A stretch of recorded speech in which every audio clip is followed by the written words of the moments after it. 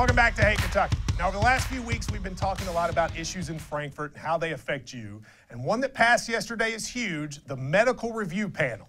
The House of Representatives in Kentucky passed 51-45 legislation that creates medical review panels for all malpractice cases.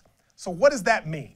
If you go to a doctor or a hospital, or you put a relative in a nursing home, and somehow they screw up, and you ended up having to sue them, now you first have to go in front of a medical review panel. So what is a medical review panel? It's 3 doctors who will hear your case and then decide what they think of it before you're allowed to file it in court. Now that's a pretty big deal.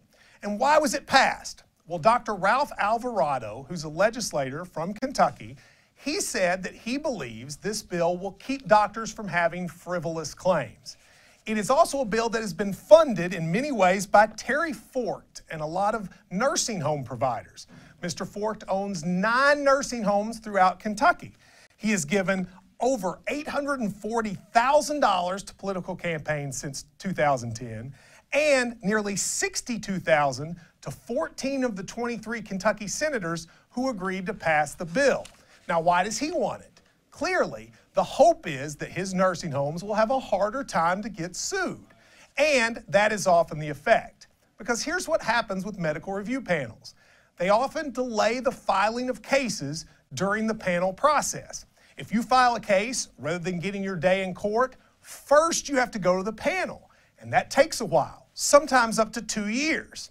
Now, in addition, medical review panels can increase the cost of litigation. You have to get a lawyer now not only to represent you in court, they have to represent you in front of the panel, and that can cost a lot of money. Now, the decision of the panel is not in and of itself conclusive. If the panel says you don't have a case, you doesn't mean it's over, but that decision is admissible in court. So a judge or a jury can look at that decision and then say, you know what, this panel said this is what we believe. And the reality is often they do. Why? Because people think this is an unbiased panel and their decision should stand. Now, the other effect is reviews panels often make it to where very few cases are successful. One of the reasons is the delay, but the other reason is it becomes hard when the panel rules against you to win. And the panel is filled with 3 doctors. And we'll get to that more in just a second. Now, people for the bill will argue a few things. Number one, they say that panels such as this limit frivolous claims. They argue that lots of people file malpractice actions across the country. Most of them are without basis, and it causes problems for the health insurance industry. Now, whether or not that's true is debatable, but they argue that these medical review panels make it to where there will be fewer frivolous claims. They also argue that it lowers the cost of malpractice insurance for doctors. Now, this is probably true.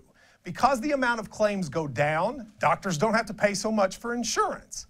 But the question is that because now there's fewer things where they screw up? Or is it the case it's just because fewer cases are brought? And number 3, they argue that there are positive business effects, that hospitals make more money, that insurance companies make more money, and doctors make more money. This is probably also true, but one might argue whether that's universally a positive thing. Now, there are some cons as well, and lots of patient advocates groups like the AARP are against it. Number 1, it makes it much harder to file cases. Now, if you want to bring a case, you have to find a lawyer who will represent you twice, not just in front of a court, but also in front of a review panel, and that costs money.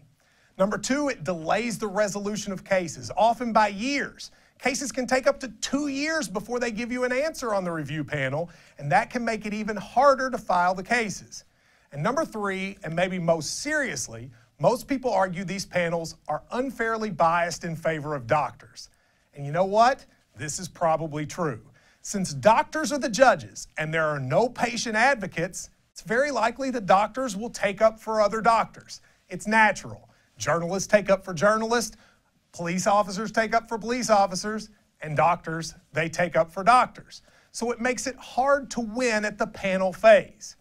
Now you may say, well, is that the case?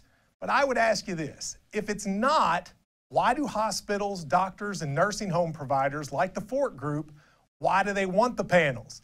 They want the panels because they know it will make it harder for citizens to sue.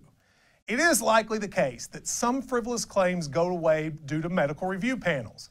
But I would argue a lot of positive claims with merit go away as well. And that's the problem with having them. 27 states once did. Now it's down to 17 because lots of states have seen the problems. Kentucky, however, is going the other way, and we'll have to see what the result is. I'm Matt Jones, and when we come back, more on Hey Kentucky.